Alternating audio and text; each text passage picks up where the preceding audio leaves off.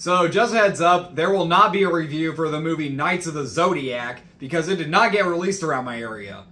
But anyway, let's talk about the second movie to come out this year about 4 old women going on a trip together. I actually just watched the first book club for the first time the other night, and my response to that movie was, I may have just watched it, but I really can't remember much that happened, besides they read 50 Shades of Grey, and Mary Steenburgen sneaks Viagra into Craig T. Nelson's drink. Oh, and then there was a scene where they played Meatloaf by accident.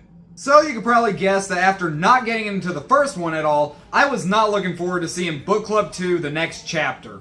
And you would be right. And also, you do not know how many times I've been calling this the final chapter, and had to stop and think, no wait, it's the next chapter. The final chapter was the last Shrek movie. But if one of the women was to die in this movie, I guess it would be their final chapter. But for a little bit, I was getting into it enough. I was laughing at some of the jokes, I was enjoying the banter between our 4 leads, and I thought for a minute, am I actually going to enjoy Book Club 2? And I gotta say, Book Club 2 really is just... I'm gonna stop for a minute and tell me if any of this sounds familiar. You got this comedy about these 4 old women, they go on a trip together, something important gets stolen from them, and one of these women is played by Jane Fonda. People, I'm not kidding when I say this. I'm pretty sure I just saw 80 for Brady again. Both 3 different actresses. Heck, one of them even wears a fanny pack. But she does not call it her strap-on like Sally Field did in 80 for Brady. Once our 4 leads got to Rome and started repeating things that you've seen in a million other comedies like this, it completely lost me. It's exactly like in Quantumania. For the first part of it, I was really enjoying it, but when they got to the quantum realm, lost me. The plot centers around the book club going to Italy for Jane Fonda's bachelorette party, so you bet there's going to be a montage scene of them trying on wedding dresses, another montage of them going around Rome, while an Italian rendition of I'm a Believer plays in the background. They get their luggage stolen, and of course there's the climax where they have to rush to the wedding on time.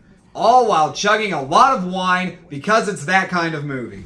The 4 actresses do really work well off of each other, and they really do feel like people that have been lifelong friends for years. Craig T. Nelson got a very small role in the movie, and he does have some pretty funny bits in the few scenes he is in. But I will never not be able to hear Mr. Incredible every time he talks. There's one scene where he keeps bringing up this guy he's calling Doughboy, and all I can think of was, Incredible! You're not affiliated with me! With the film taking place in Italy, it is a really nice looking movie, and there are some nice shots of Italy throughout.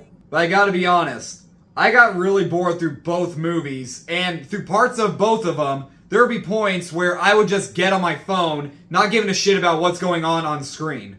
And if you're wondering, why did you get on your phone during the movie? That's really rude! I was the only one in the freaking theater.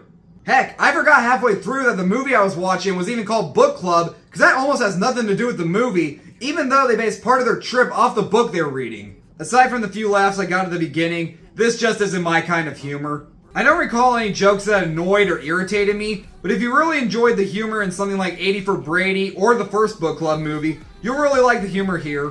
Which is actually the best way I could recommend this movie.